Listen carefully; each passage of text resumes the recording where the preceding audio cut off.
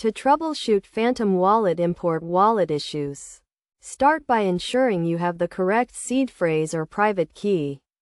The seed phrase is a list of words that can be used to restore your wallet. And the private key is a unique code that grants access to your funds. Make sure you have the correct information, as incorrect data can lead to failed imports. Next, check that your Phantom Wallet is updated to the latest version. Outdated software can cause compatibility issues and prevent successful imports.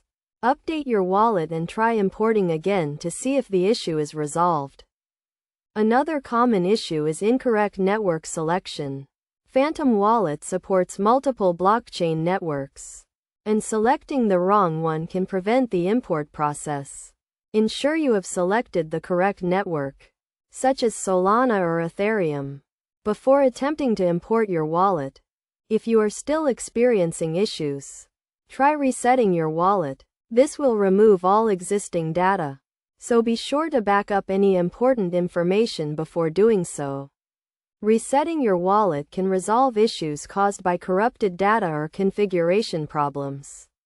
It is also important to note that Phantom Wallet has a specific format for seed phrases and private keys. Ensure that your information is in the correct format, as incorrect formatting can prevent the import process. The seed phrase should be a list of words separated by spaces, and the private key should be a unique code without any special characters. To avoid common mistakes, always double-check your seed phrase or private key before attempting to import your wallet.